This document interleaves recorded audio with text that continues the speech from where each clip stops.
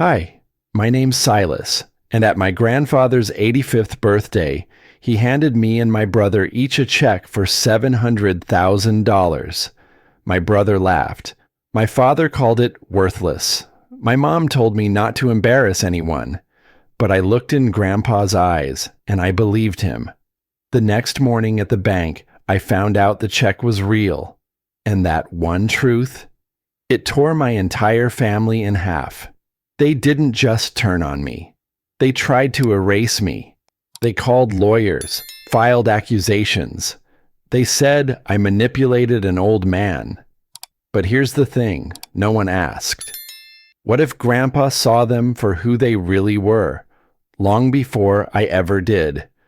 Would you still believe I'm the problem? I never used to think much about family gatherings. Over the years, they turned into something I showed up for because not showing up seemed like it would cause more trouble. That evening at my grandfather's 85th birthday, I parked my truck by the side of the modest event hall and sat there a moment, letting the hum of the engine fade. I'd driven across town alone, the same way I'd arrived at most occasions involving my parents. It always felt like stepping into a house I didn't live in anymore, even if I'd never lived anywhere else as long as I had lived under their roof. When I walked inside, people were milling around the tables, holding cups of punch and trying to keep the small talk going. The room had that faint scent of folded tablecloths and old wood polish. Grandpa had chosen a simple place. He always preferred that. Said it kept people honest. As soon as I stepped through the doorway, I spotted my father and my older brother, Lane, standing together. Dad clapped Lane on the back like he had just won something big. Then, Dad turned toward me, gave a small nod, and went back to whatever he was saying. Nothing rude, but nothing warm either. Something in between, the kind of greeting you give a neighbor you barely remember. Mom stepped over a moment later, fixing the collar of her blouse while glancing at me. She asked if I had remembered to dress properly, even though I had ironed the shirt before leaving home. I told her I had. She murmured, "Good. Just keep things smooth tonight." Like she was reminding a child not to make noise in church. I didn't answer. I just found a spot against the wall and watched the room the way I always did, staying out of the way so no one would accuse me of stepping into it. When it was time for Grandpa to take the stage, the chatter lowered. He stood there in front of the microphone, leaning slightly on his cane, eyes bright as ever. His voice carried clearly across the tables. He thanked everyone for coming, thanked them for keeping him company all these years, then paused. He looked right at Lane and me and motioned for us to come forward. People shifted in their seats, surprised. Lane walked ahead with that confident stride he always had. I followed with my hands tucked in my pockets. Grandpa reached into the inside of his jacket and pulled out 2 white envelopes. He pressed one into Lane's hand, then placed the other in mine. His fingers trembled a bit, but his eyes stayed steady. He didn't say anything special, just gave me a look, like I should hold on tight. Lane ripped his open right away. He chuckled before he even knew what was inside, as if expecting some sentimental joke. Then he pulled out the check. $700,000. The sound in the room changed. Some people laughed, saying things like, "He must be joking." Someone near the back muttered that it was probably a keepsake, not a real check. Lane balled it up in his fist, tossed it in the air like he was pretending to shoot a basket. Dad slapped him on the back, proud as if Lane had delivered a punchline everyone came here to hear. I hadn't opened mine yet. I stood there with the envelope resting in my palm. Dad turned to me, eyes shining with that look he got when he wanted everyone to hear him. He let out a loud burst of laughter and told me, "Silas, Don't take that thing seriously. Those checks mean nothing. Don't make a fool of yourself tonight." His tone carried enough for the nearby tables to hear. A couple of people glanced over before looking away again. Mom leaned toward me and whispered, "Just smile and sit down. Don't turn this into something it isn't." She pressed her lips into a careful line, as if by simply standing there, I was threatening to disrupt the whole celebration. I slid a finger beneath the flap and opened the envelope. Inside was a check just like Lane's, the same signature across the bottom. The paper felt real, heavier than any joke check I'd ever seen. But Dad laughed again and said, "They're fake, Silas. Put it away before you embarrass the family." His voice cut into the space between us. It wasn't the words themselves, but the way he said them, like it was obvious that I couldn't be trusted to think for myself. I didn't argue. I didn't defend myself. I've learned over the years that arguing only gave people more space to say what they already thought. Instead, I folded the check carefully and slid it back into the envelope. Then I slipped the envelope into my jacket, letting it rest close to my chest. For a moment, the whole room felt strange, like the walls had shifted, like I was there and not there at the same time. People returned to their conversations. Lane went back to his table, bragging that Grandpa still had jokes. Dad joined him, shaking his head like he couldn't believe I had bothered opening mine. And I stood there, feeling the envelope press against me, heavier than paper should ever be, not because of the amount printed on it, but because it felt like every time I'd been talked over, brushed aside, or treated like I didn't matter had settled inside that single moment. As the noise picked up again, I noticed Grandpa watching me from across the room. He didn't smile, didn't wave. He just held my gaze for a few seconds, long enough to make me wonder if he wanted me to hold on to that envelope no matter what anyone else said. Bentonville, Arkansas. Narrated by Silas Reddick. I didn't sleep much that night. I sat on the edge of the bed until almost 2 a.m., staring at the check on the nightstand. Part of me wanted to tear it up, toss it in the trash like Lane did, and be done with the whole circus. But every time I thought about doing that, Grandpa's eyes came back to me, steady, almost challenging, like he knew the truth and was just waiting for me to find it. The next morning, I got dressed without rushing. The sky was overcast and quiet, the kind of gray Arkansas morning that carries no promises, just wait. I slid the envelope back into my jacket, felt the stiffness of the paper against my chest, and headed for First Ozark Bank, 5 blocks from my apartment. The streets were still damp from a night drizzle, the sidewalk slick under my boots. I took my time walking. By the time I reached the bank, the glass doors were streaked with dew and the place was nearly empty. Just a woman at one of the desks in back, and an older man in a navy sweater vest behind the counter finishing off a styrofoam cup of coffee. The silence inside felt gentler than the silence I grew up with. The check was burning a hole in my pocket.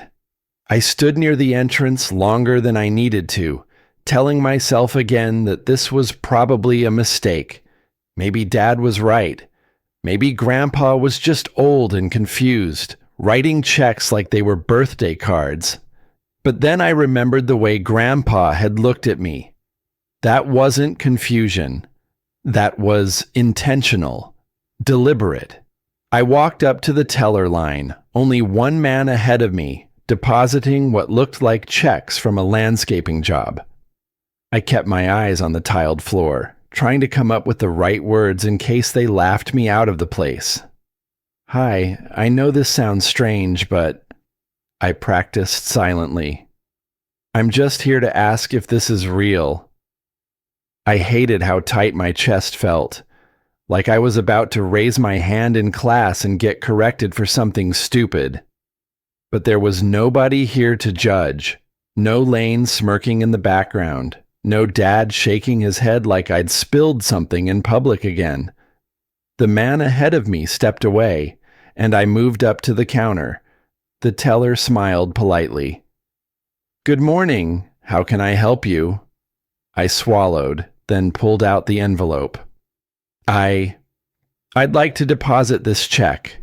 She opened the flap, slid the check out, then paused. Her brow furrowed. "Not in the way you do when something is obviously fake, more like something that catches you off guard." She didn't look at me, just studied the paper, flipped it over, then said, "Would you mind waiting just a moment, sir?" I nodded. My heart picked up a strange rhythm. She turned and walked over to the man in the sweater vest, who was now cleaning out his coffee cup with a paper towel. She leaned in, whispered something. He glanced at me, then at the check in her hand. He walked over slowly, careful with every step, like it was important not to rush. When he reached the counter, he gave a small nod. "Mr. Reddick, would you come with me, please? We can step into my office for a moment." I followed him past the rows of chairs and fake plants, into a small glass-walled room near the side. He gestured for me to sit, then closed the door behind us. The latch clicked, soft, but it sounded final.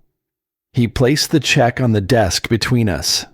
"Mr. Reddick," he said, folding his hands, "I just want to confirm something before we proceed. You're aware this account has been active for quite a long time, yes?" I blinked. "What do you mean?" He turned the check slightly so I could see it again. "This check is real. It was drawn from a private account your grandfather has maintained for nearly 20 years. Regular deposits, large, consistent amounts. It's all above board. Signature matches. Routing is clean. No issues." My mouth stayed open for a beat too long. I closed it, tried to form a response, but the words felt slow. My father said it was fake, that it was just something Grandpa made up. The manager shook his head gently. "I've known your grandfather for years. We're not allowed to disclose much without written consent, but I can tell you this isn't the first time he's used this account for personal matters. Quiet ones." He tapped a finger on the desk. "You, Mr. Reddick, are listed as a beneficiary on some of his older paperwork. I'm not saying that as confirmation of anything legal today. Just noting a fact." I stared at the check, then back at him. "If I deposit it, is that going to cause trouble?" He gave a faint smile. "It's your check. Your grandfather's signature is verified. If you'd like to deposit it, we'll process it now." My fingers shook as I passed the check back to him. Something in me wanted to cry, but I didn't. I pressed my hands together, grounding myself in the feel of my palms. The manager completed the deposit without fanfare, like it was any other Tuesday. Then he handed me a printed receipt. I stared at the numbers.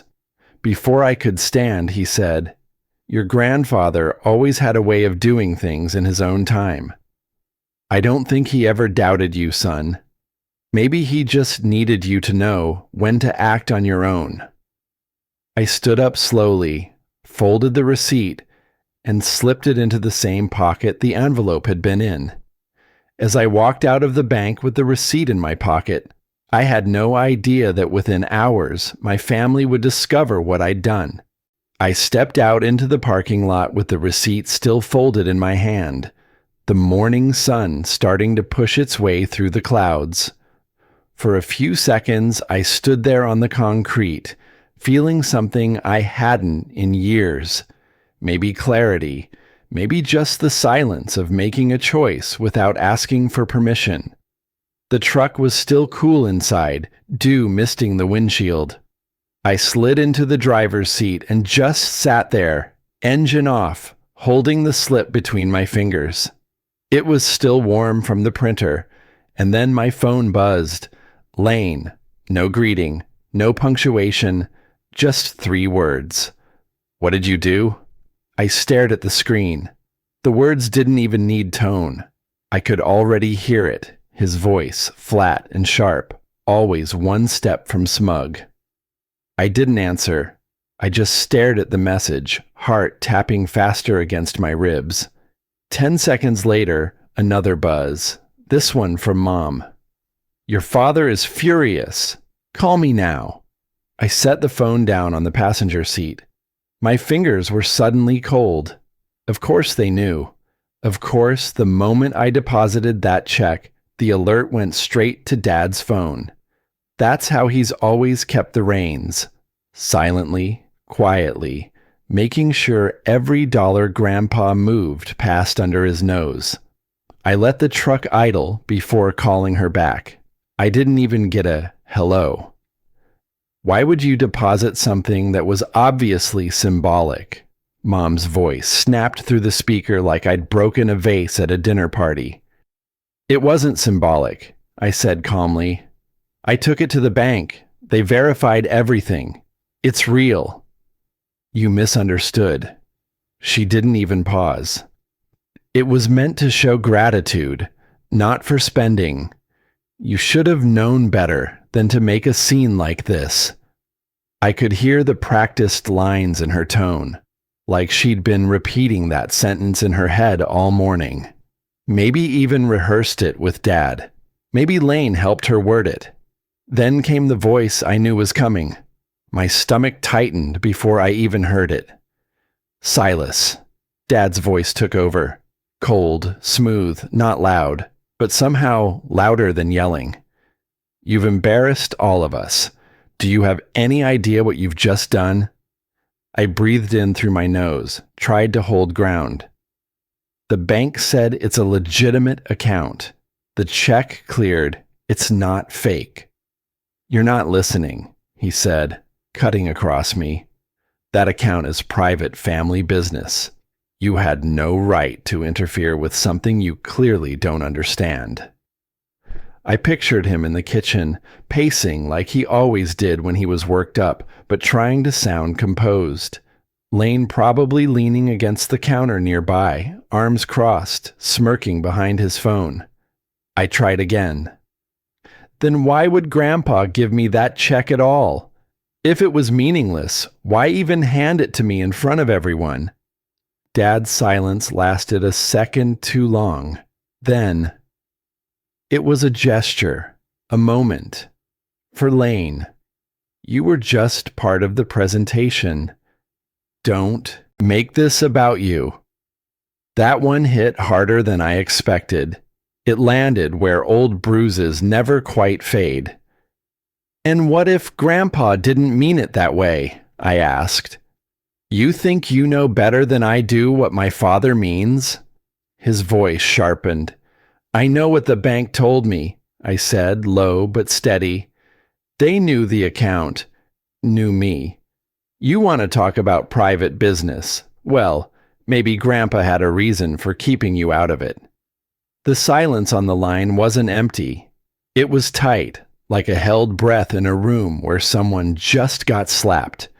When he spoke again, the edge in his voice was gone, replaced by something meaner, more calculated. You'll come to the house tonight, he said. You'll explain yourself, and you'll bring the receipt. I paused. That pause was all he needed. Silas, he said, steel behind every syllable, don't make me come get you. He hung up before I could answer. The engine hummed quietly. The sun was higher now, throwing long shadows across the lot. I stared at the empty space on my dashboard, not seeing anything. I reached into my pocket, pulled the receipt back out. It felt heavier than the check ever did. This wasn't about money anymore. It hadn't been for a long time. As I started the truck, I realized tonight's meeting was not about fixing anything. It was about putting me back in the place they always wanted me to stay. I didn't drive straight there. I took the long route, looped through the back roads past the old elementary school, the diner where Mom used to take us after church, the baseball field where Lane once threw his first no-hitter, and I played right bench. I wasn't stalling exactly. I just needed a second to remember I had a spine before stepping into that house. By the time I turned onto their street, the sky had gone soft with dusk. The porch light was already on. Every window blazed like a stage set, every blind raised. It felt like I was walking into a hearing, not a home. I parked behind Lane's car. Of course he was early. Of course he'd be front row. Mom opened the door before I even reached the steps. She didn't say anything, just stepped aside like she was holding open a cell.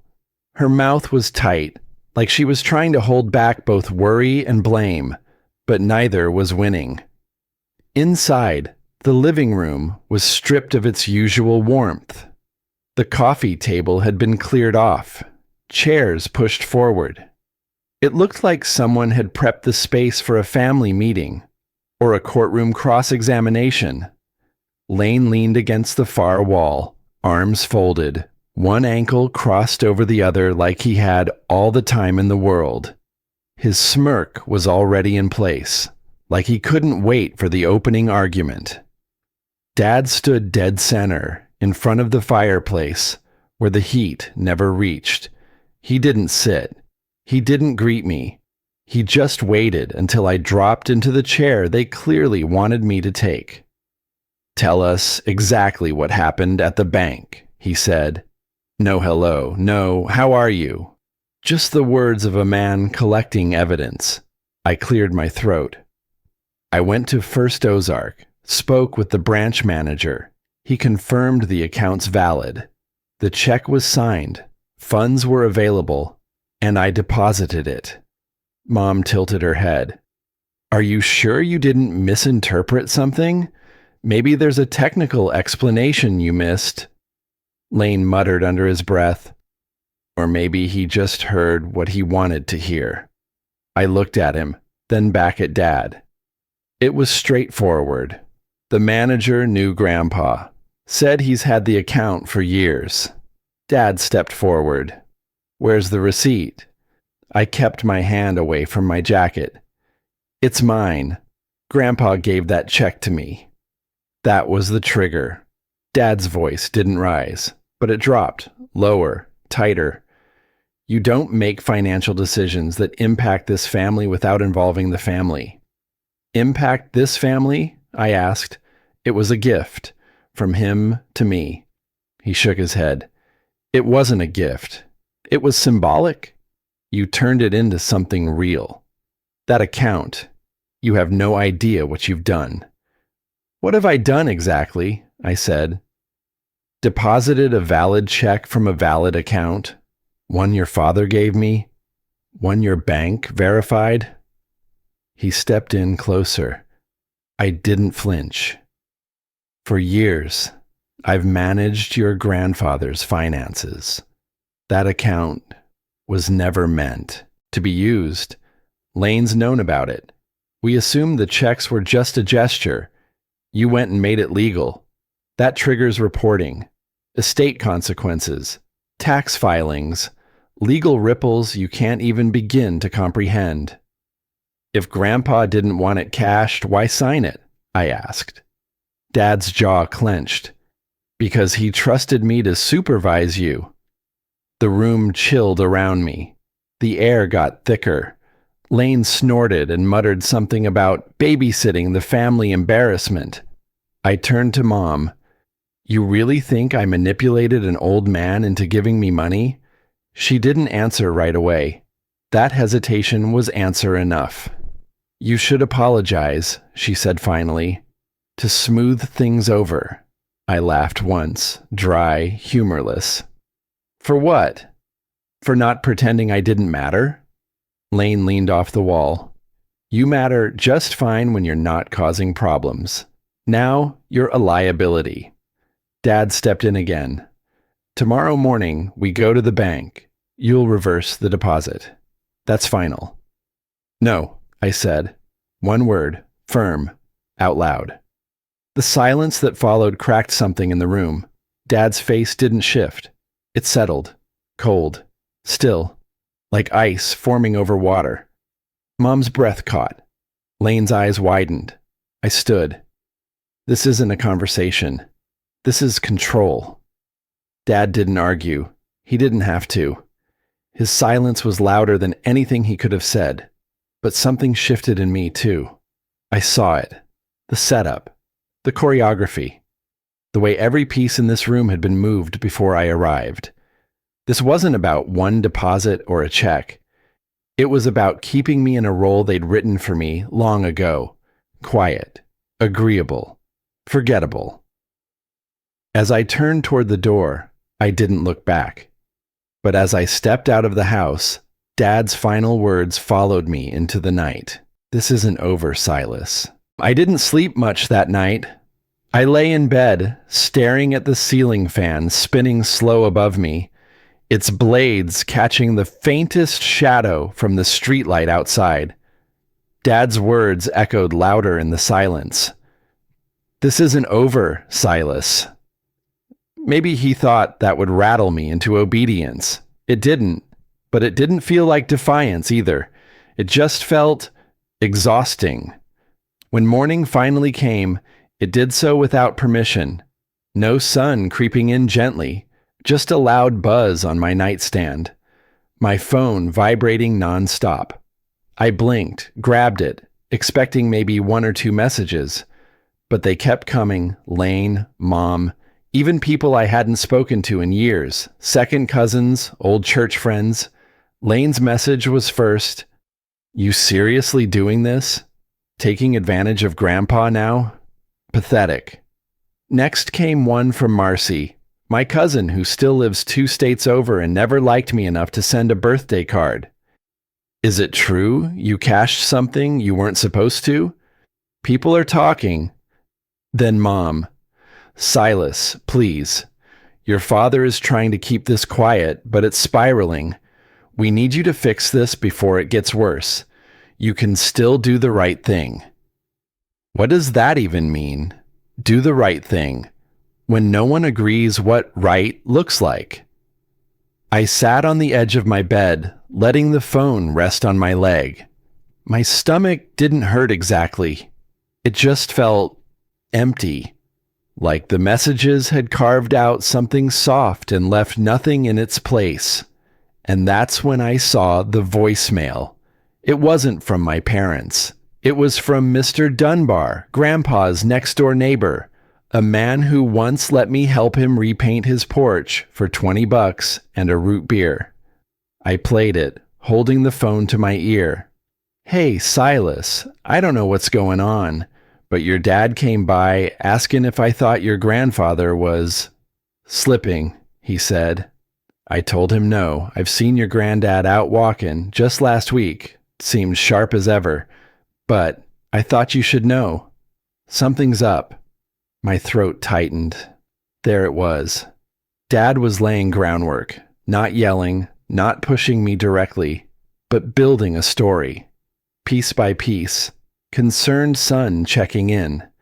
Innocent questions about mental state, all under the guise of care. It was never about the money.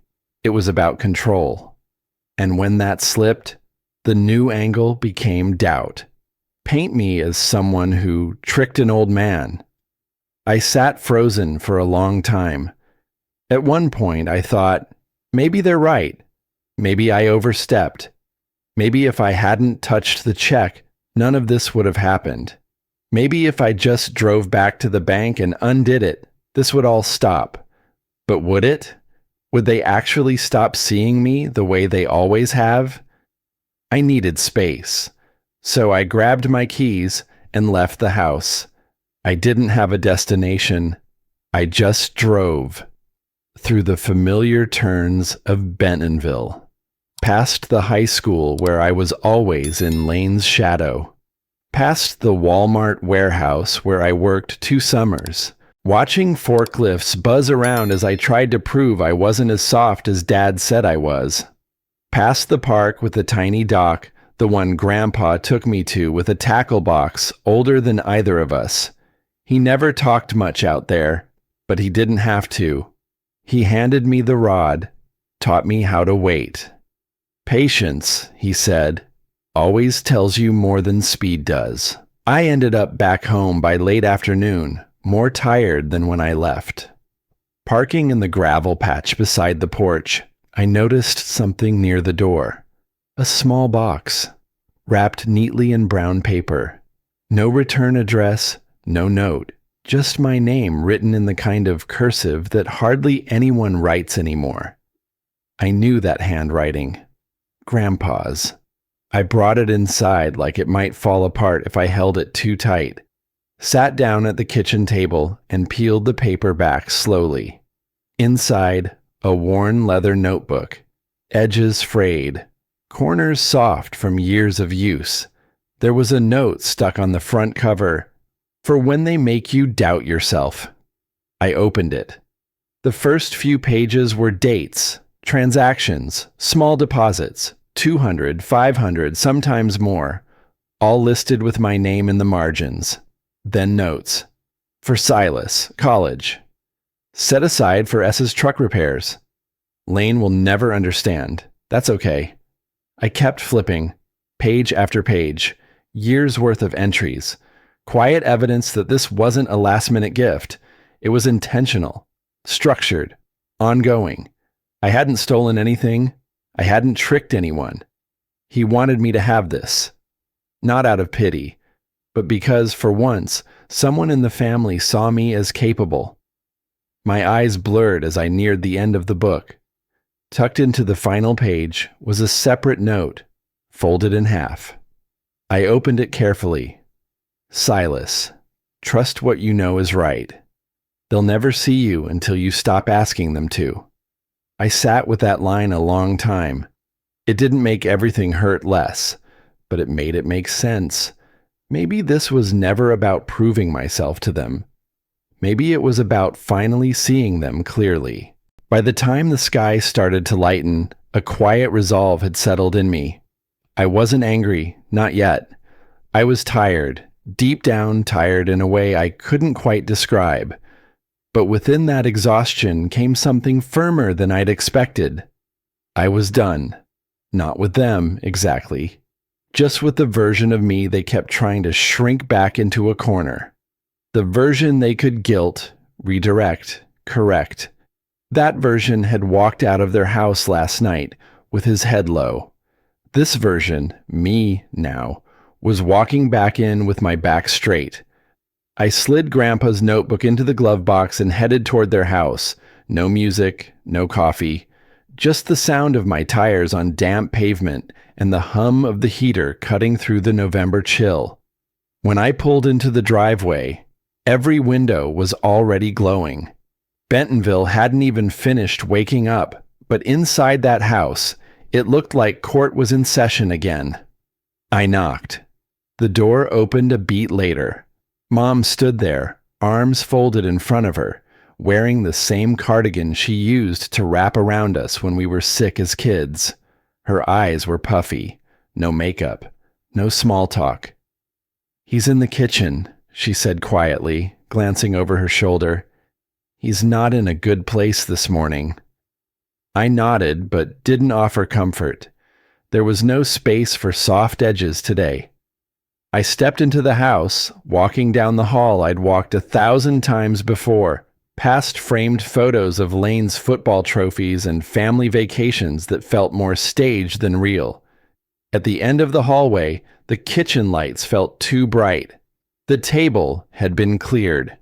Dad sat at the head, elbows planted firmly, coffee steaming beside him. Lane stood behind him, like some kind of sentinel. Neither said a word. I walked in, took the seat across from them, and laid the notebook on the table between us. No speech, no drama, just the book. "You should read this," I said, "before you say another word about me or what I've done."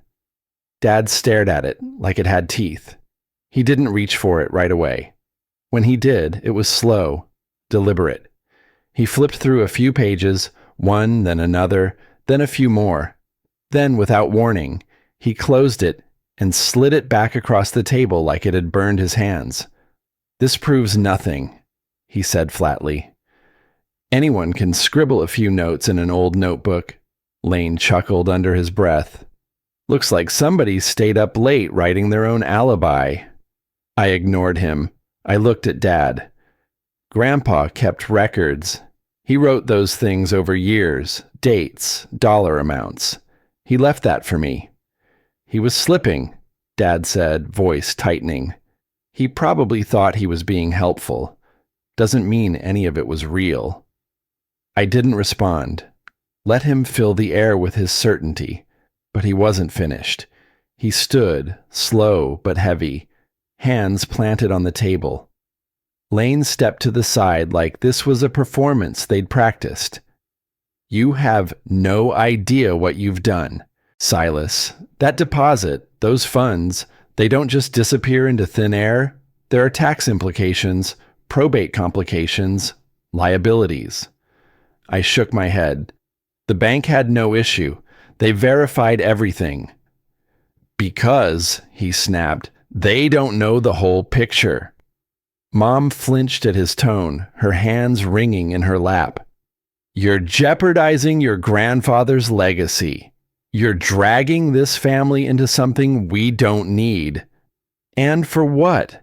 A few $1,000s and some imagined vindication?"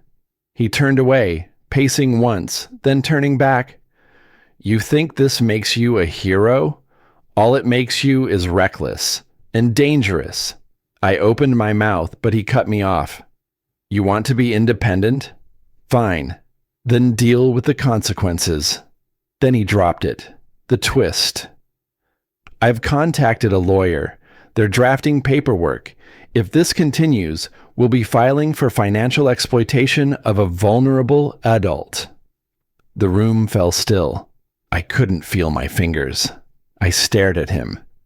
"You're threatening me with charges?" "I'm protecting this family," he replied, cold as stone.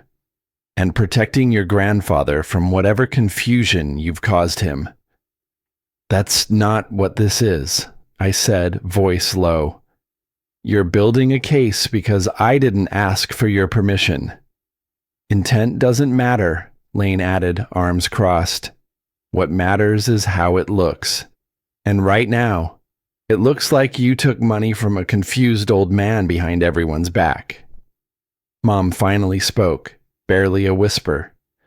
"Please, let's not take it this far. Maybe we can undo it quietly." I stood slowly, placing a hand on the notebook and pulling it back toward me. "Do you really believe I'd steal from him?" I asked, not to all of them, but to Dad. He didn't blink. "Belief isn't the issue. It's perception. And we can't afford bad optics." And there it was. All the years, all the conversations, every moment boiled down to that. How it looked, how it played, never what was true. Something shifted in me right then. A stillness, a boundary. "I won't reverse the deposit," I said. "And if you want to drag lawyers into this, you better make sure your hands are clean too. Because if we're airing everything out, let's not stop at me." Dad's eyes flickered. Lane muttered something crude under his breath. I turned and walked out, taking the notebook with me. For once, the silence that followed wasn't heavy. It was mine. Outside, the morning had fully arrived. Sunlight hit the frost on the windshield just right, and for a second, I let myself breathe. As I climbed into the truck, my phone lit up. Unknown number. Somehow, I knew before I answered, this wasn't done. Something bigger was about to break. The screen lit up again. Same unknown number. I let it buzz once more, then swiped to answer. "Silas Reddick?" The voice on the other end was firm, clipped. "Yes. This is David Klein. I'm your grandfather's attorney." I leaned back in my seat, the name jogging something in my memory. Grandpa had mentioned a lawyer once, years ago, in passing, someone who helped him organize quiet things, as he called them. Klein didn't waste time. I need to ask you something directly. Did you deposit the check? I did. There was a pause, then a quiet exhale. Not like someone who was frustrated, more like someone crossing a checkpoint. Good, he said. That means step 1 is secure. His words caught me off guard. Secure? Your grandfather set things in motion years ago, Mr. Reddick. A financial structure, discreetly built, with protections. It wasn't shared with the rest of your family for obvious reasons. What reasons? Because he feared they'd interfere. He specifically said your father wouldn't understand, or worse, would try to take control of it. That's why the funds were earmarked for you through that private account. I gripped the steering wheel tighter. And the check? He intended for you to deposit it, but only if you did it without seeking their approval. It was his way of seeing if you'd stand your ground. A quiet chill moved through me. I looked out across the neighborhood street, kids waiting for school buses, someone walking a dog, life going on like none of this was happening. Klein continued. He gave me a set of documents. He instructed me to deliver them to you if and only if certain conditions were met. What conditions? That you refused to fold, that you stood up for yourself.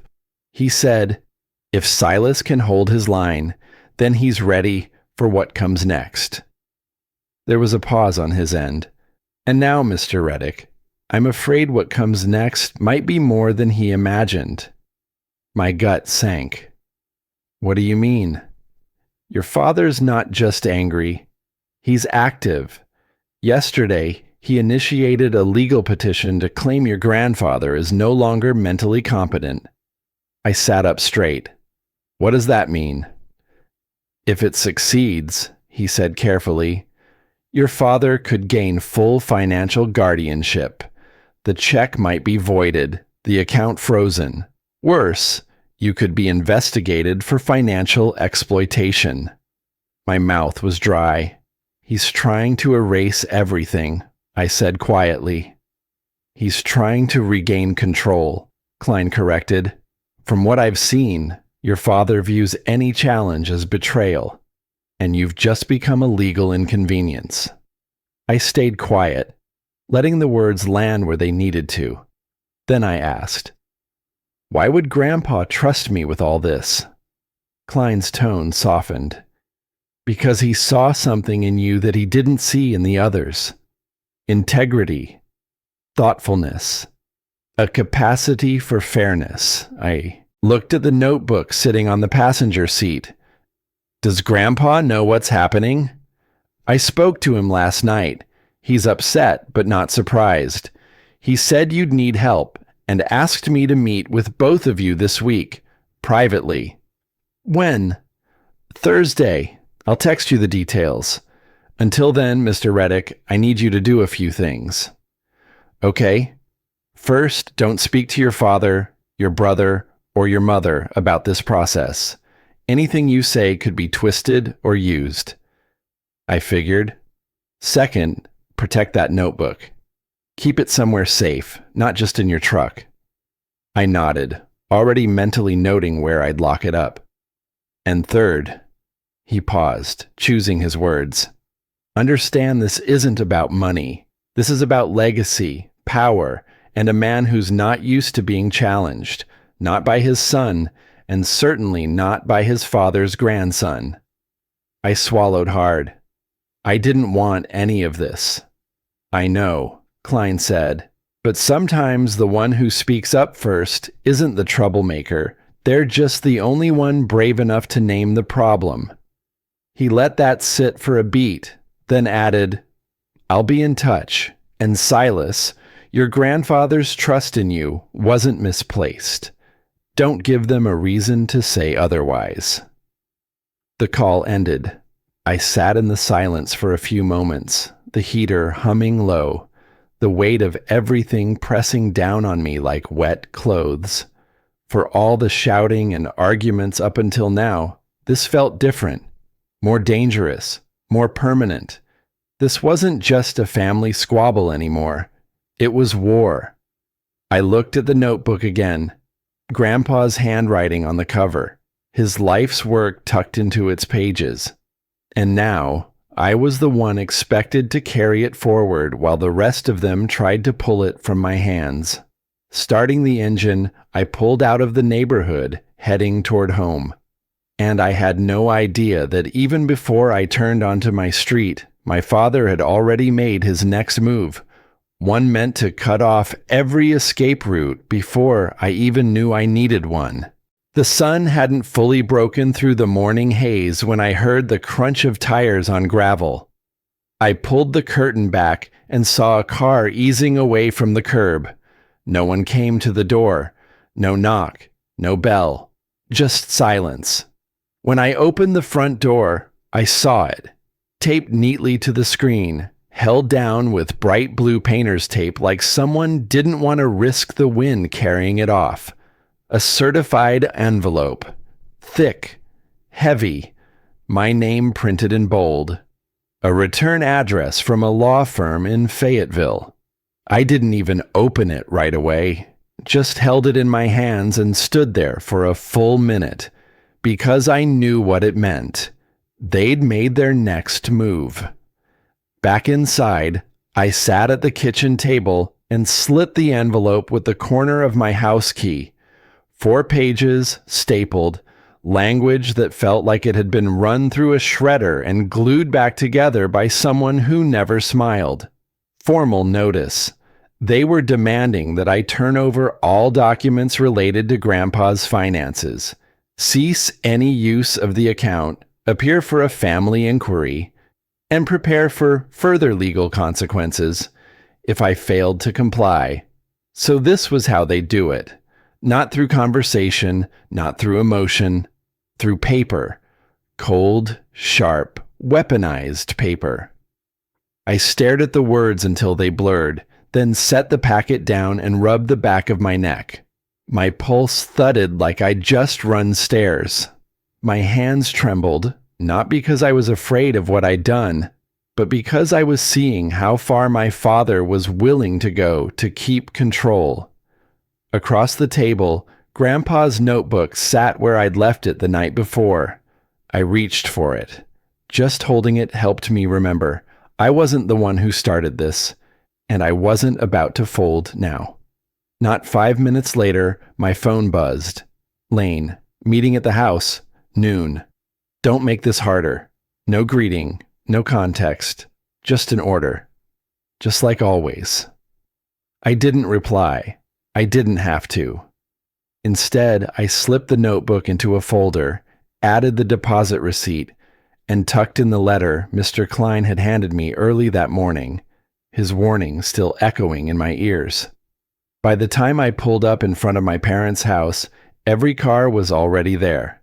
The driveway looked like someone was throwing a family reunion and forgot to invite peace. Inside, the living room had been rearranged again. Chairs in a circle, everyone already seated.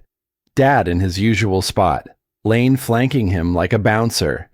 2 of Dad's brothers, Uncle Nate and Uncle Ray, sat stone-faced, and across from them, a man in a tailored navy suit, eyes cool, posture practiced.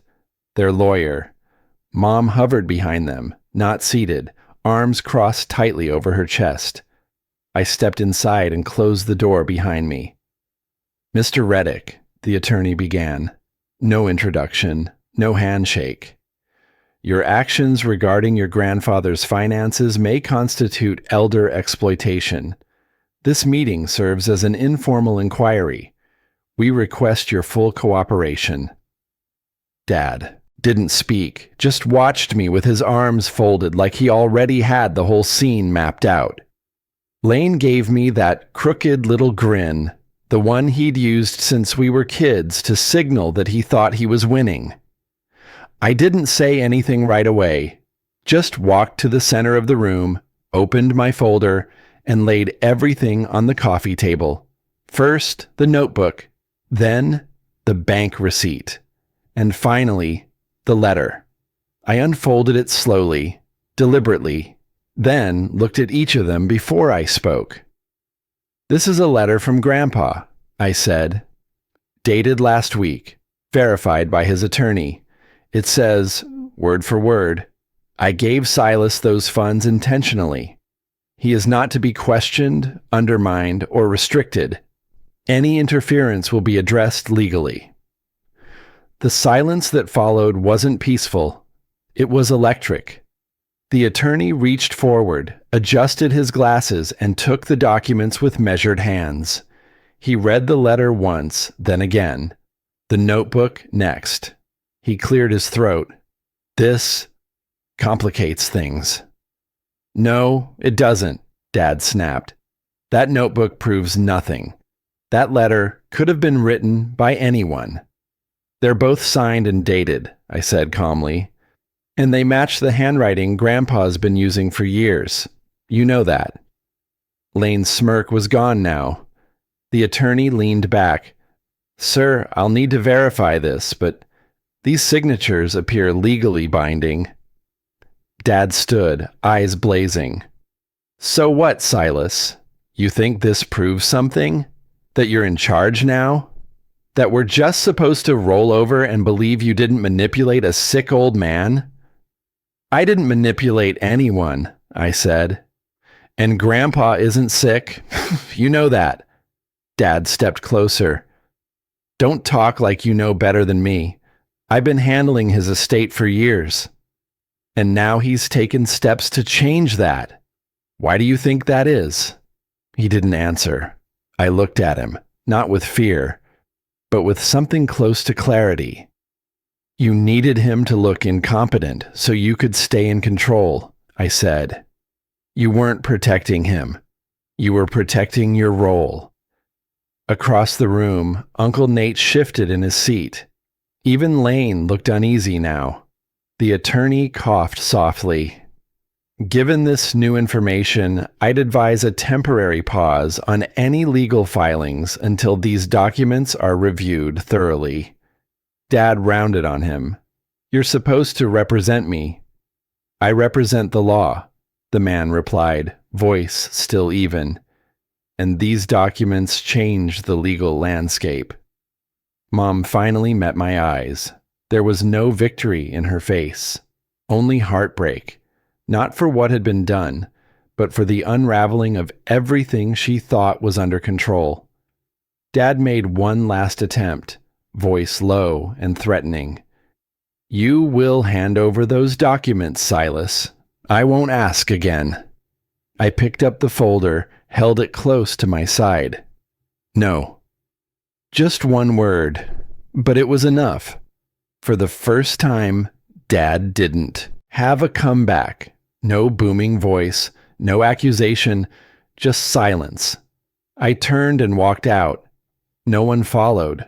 But as I stepped onto the porch, I spotted a figure waiting by my truck. Arms folded, posture tense. Someone else had come to make sure this story didn't end with a letter on a table. Grandpa sat in the passenger seat of Mr. Klein's sedan, window rolled halfway down, one hand resting lightly on the door frame. When our eyes met, I didn't see confusion. I didn't see fatigue. I saw resolve. Mr. Klein waved me over. Grandpa motioned to the back seat with a small tilt of his head. "Come on, son." I got in quietly. The leather was warm from the sun, but the air between us held something cooler, calmer. He didn't say much at first, just turned slightly in his seat and looked at me like he hadn't in a long time. Not like a problem to solve, not like a disappointment, but like a man seeing his own blood and feeling protective of it. "I heard enough from Mr. Klein," Grandpa said softly. "You didn't do anything wrong, Silas. I gave you that check because I trust you, and I meant it." I swallowed hard, my voice catching before it even formed. You shouldn't have to explain yourself. I know, he replied, but I will. Mr. Klein looked at me in the rearview mirror. After you left the bank that day, the manager called your grandfather directly. He walked through every detail of the deposit, verified everything. Then his tone shifted. And about an hour later, your father called the bank, tried to freeze all activity tied to your name, claimed confusion, possible fraud. The words hit sharper than I expected, not just intimidation, erasure. They were trying to make it like I didn't exist, I muttered. No, Grandpa said. They were trying to rewrite the story. But this one's mine, and I'm ending it today. He turned to Mr. Klein. Drive us back to the house. The ride was quiet. Not tense, just heavy.